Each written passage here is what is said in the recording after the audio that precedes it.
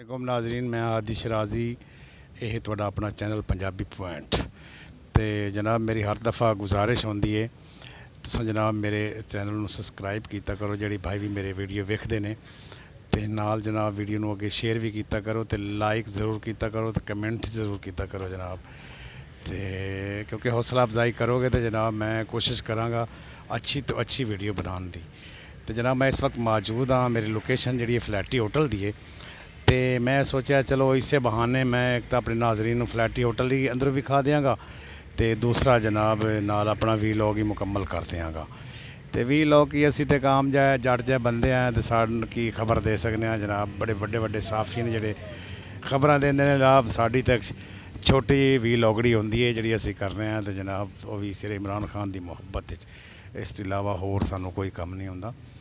तो असी खान साहब की मुहब्बत ही बोलने हैं, तो मुहब्बत इंशाअल्लाह बोलना जितने तक ज़िंदगी है, जितने तक साह चलता है उतने तक, जितने तक अल्लाह ताला ने ज़िंदगी दी इंशाअल्लाह खान साहब की हिमायत बोलांगे और खान साहब को वोट भी इंशाअल्लाह पावांगे। तो जनाब मैं अज का जोड़ा मेरा मौजू है ना, वो दो मौजू होंगे। एक तो जनाब अपने इमरान खान साहब के बारे, और दूसरा जनाब पाकिस्तान तो ईरान की जी इस वक्त कशीदगी चल रही है उस पर मैं गल कराँगा। सब तो पहले जनाब मैं इमरान खान साहब के बारे बोलाँगा, क्योंकि खान साहब का जेल जो पैगाम आया है नौजवानों वास्ते। खान साहब ने कहा जनाब जोड़े नौजवान हैं वो डट जावन और अपने अपने वोट की हिफाजत करें और इलैक्शन वाली दीवार निकलन बाहर पूरी जो सो जज्बे नाल। तो जनाब अगे जाके पोलिंग ते जाके अपने वोट का दिफा करें। तो मर्द जोड़े ने बूढ़े मर्द या औरतां ने ज़ईफ औरतां उन्होंने पोलिंग ते पहुँचान। तो कंपेन ही जी वर्करां जिम्मे है, तो सारा कुछ वर्करां ने ही करना है। तो इस तो इलावा जनाब अगली गल जी है वो ये खान साहब ने कहा जी मैं उसका शुक्रिया अदा करना जिसने मैनू जेल डालिया, क्योंकि जेल जदों का मैं आया मैनू काफ़ी टाइम मिल गया। एक तो मेरी फ़ोन तो जान छुट गई, दूसरा जनाब मैं कुरान पाक का मुतालिया कर रही हाँ तर्जमे नाल। एक दफ़ा नहीं कई दफ़ा मैं कुरान पाक का ख़त्म कर लिया, और बाकी मैं किताबां काफ़ी दीनी किताबां दुनियावी किताबां काफ़ी पढ़ चुकी हैं। मैं इस टाइम ना लाइब्रेरी जितना इल्म मेरे अंदर आ चुका है। तो मैं पहले नाल काफ़ी मजबूत हो चुका। खान साहब का बयान है जनाब, तो अल्लाह ताला खान साहब ने होर मज़ीद मजबूती की तरफ लै जावन। तो खान साहब वाहिद एक आदमी है, खान साहब वाहिद एक लीडर है जोड़ा जनाब इस मुल्क को सही कर सकता है। क्योंकि उम्मीद तो सानू होनी चाहिए अल्लाह ते, लेकिन अल्लाह तो बाद जनाब पाकिस्तान अगर कुछ लीडर है तो वह खान साहब है। इस तो इलावा मेरे ख्याल में मैंने तो किसी तो कोई उम्मीद नहीं है। तो दूसरा जनाब वाला जड़ा इस टाइम नवाज शरीफ है, वो खुद जनाब निकलिया बाहर कंपेन करने वास्ते इलैक्शन की। अज वह जलसा है जनाब दूसरे ते हाफजाबाद दे विच। ते मेरे ख्याल है वो जलसे ते इतने लोग कट्ठे हुए हैं, इतने जनाब साढ़े शेर अफजल मरवत साहब जोड़े ना PTI के नवे एक यानी कि लीडर उभरे ने, इतने लोग तो भी कट्ठे कर लेंदे ने। काफ़ी लोग शेर अफजल मरवत साहब जोड़े ने वो कट्ठे करके ते कराची कीते ने, हैदराबाद सिंध इलाके KPK दे विच काफ़ी आवाम निकली है। इन्हों के जलसे तो डबल लोग डबल ट्रिपल गुना ज़्यादा लोग सन। फिर उस तो बाद जनाब वाला बलोचिस्तान के लोगों को कढ़िया, उस बाद जनाब वाला उन्होंने सिंध के काफ़ी लोगों को कढ़िया। तो जो पंजाब है ना, पंजाब वास्ते इमरान खान का पैगाम है जोड़ा पंजाब है खुद निकलेगा बाहर। तो पंजाब क्योंकि एक कल की खबर चल रही है जनाब खान साहब ने जी एक पैगाम भेजा जनाब शेर अफजल मरवत साहब वाल, तो उन्होंने वापस बुलाया। तो खान साहब ने कहा जी मैंने तो कोई पता नहीं है, लेकिन मैं तेन ये कहना तू कंपेन कर KPK दे विच और बलोचिस्तान और तो इस तो इलावा सिंध दे विच। जोड़ा पंजाब है ना खुद बाहर निकलेगा। शेर अफजल मरवत ने खुद बाहर किया है। मरवत साहब ने कहा है खान साहब का बयान है पंजाब जोड़ा ना खुद जागेगा और ख़ुद निकलेगा। मेरे ख्याल है पंजाब ही इंशाअल्लाह जागेगा, पंजाब जागे, क्योंकि मैं भी पंजाबी हाँ। तो पंजाब वाले लोग ही बड़ा इमरान खान नाल प्यार करते हैं, क्योंकि खान साहब जोड़े ने पाकिस्तान वास्ते बड़े अच्छे काम उन्होंने किए ने। पाकिस्तान वास्ते वर्ल्ड कप जीत के लै आंदा, पाकिस्तान वास्ते उन्हें बड़ी सारी जिंदगी मेहनत की है। तो अगर वज़ीर आज़म पाकिस्तान मुकम्मल 5 साल रेंदे तो मेरे ख्याल पाकिस्तान काफ़ी तरक्की कर जाता। बस साढ़े ये असी आवाम बद नसीब हैं जिन्हों की वजह तो जनाब वाले हालात पैदा होए, क्योंकि असी खुद भी सही नहीं हैं। मेरी गल का बुरा महसूस नहीं करना, क्योंकि असी जोड़े लोग हैं ना असी बड़े ही जनाब वाला होर हिसाब के लोग हैं। असी लालची लोग हैं, ਅਸੀਂ ਮਤਲਬ ਪ੍ਰਸ ਲੋਕ ਹਾਂ, ਜਿੱਥੇ ਸਾਨੂੰ ਮਤਲਬ ਨਜ਼ਰ ਆਉਂਦਾ ਨਾ ਅਸੀਂ ਉੱਥੇ ਪਿਆਰ ਕਰਨੇ ਆ। ਮੈਂ ਆਪਣੀ ਗੱਲ ਹੀ ਪਿੱਛੇ ਕਰਦਾ ਪਿਆ ਨਾ ਕੰਮ ਦੁਆ ਦੀ ਕਰਦਾ ਪਿਆ। ਤੁਸੀਂ ਕਿਸੇ ਦੁਕਾਨ 'ਤੇ ਚਲੇ ਜਾਓ ਉਹਨੇ ਜਨਾਬ ਇਤਨਾ ਲਾਲਚ ਕਰਨਾ, ਤੁਹਾਡੀ ਸੋਚ ਨਹੀਂ ਹੋਗੀ। ਇਸ ਤੋਂ ਇਲਾਵਾ ਹੋਰ ਕਿਤੇ ਜਾਓਗੇ, ਕਿਸੇ ਜਗ੍ਹਾ 'ਤੇ ਚਲੇ ਜਾਓ ਨਾ, ਤੇ ਉਹ ਜਨਾਬ ਇਹ ਵਾਲਾ ਪਾਕਿਸਤਾਨੀ ਆਵਾਮ ਜਿਹੜੀ ਨੂੰ ਆਪਣੇ ਲਾਲਚ ਤੋਂ ਬਗੈਰ ਉਹਨਾਂ ਨੂੰ ਹੋਰ ਕੰਮ ਹੀ ਕੋਈ ਨਹੀਂ ਹੁੰਦਾ। ਉਹ ਉਸ ਬੰਦੇ ਨਾਲ ਪਿਆਰ ਮੁਹੱਬਤ ਕਰਦੇ ਨੇ ਜਿੱਥੇ ਉਹਨਾਂ ਨੂੰ ਲਾਲਚ ਹੁੰਦਾ। ਲਾਲਚ ਤੋਂ ਇਲਾਵਾ ਉਹਨਾਂ ਨੂੰ ਹੋਰ ਕੋਈ ਕੰਮ ਨਹੀਂ ਹੁੰਦਾ। ਤੇ ਮੇਰੇ ਭਾਈ ਮੈਂ ਜਿਹੜਾ ਇਸ ਟਾਈਮ ਫਲੈਟੀ ਹੋਟਲ ਨਾਲ ਤੁਹਾਨੂੰ ਵਿਖਾ ਰਹੀ ਹਾਂ, ਤੇ ਅੱਗੇ ਵੀ ਤੁਹਾਨੂੰ ਅੰਦਰ ਹੀ ਲੈ ਜਾਣਾ ਹਾਲ ਦੇ ਵਿੱਚ ਹੀ।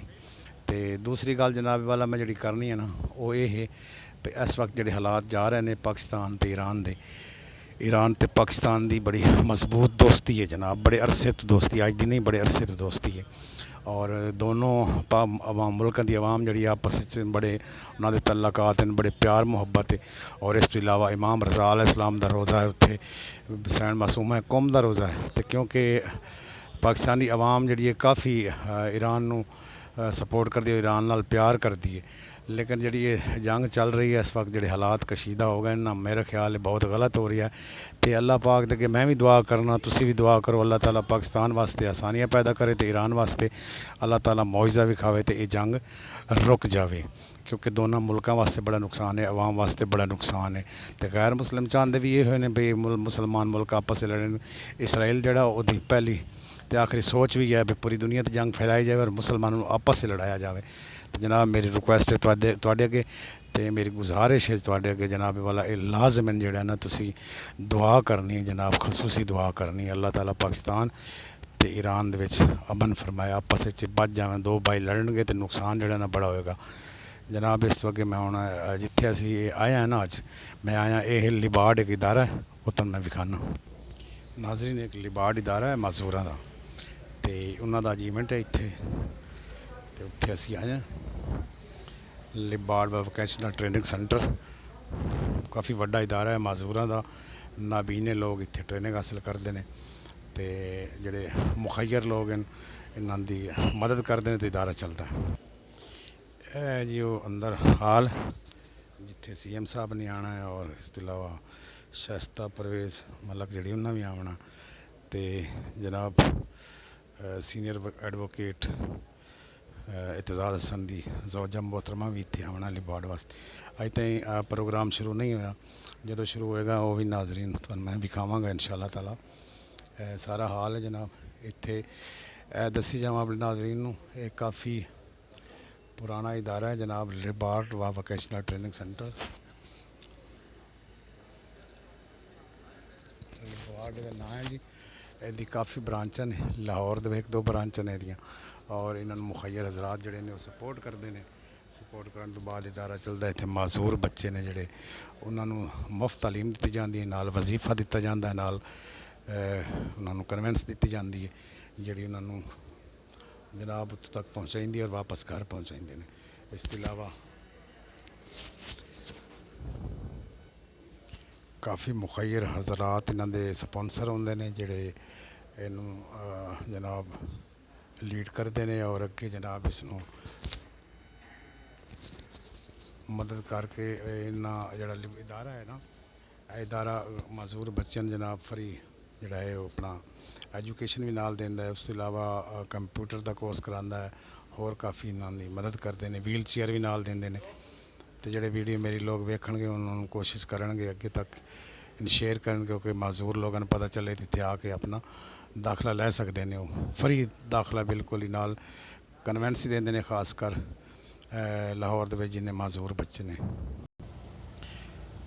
जी नाजरीन मैं बहर आ गया होटल सू, हाल विच बहर आया होटल के अंदर मौजूद हाँ।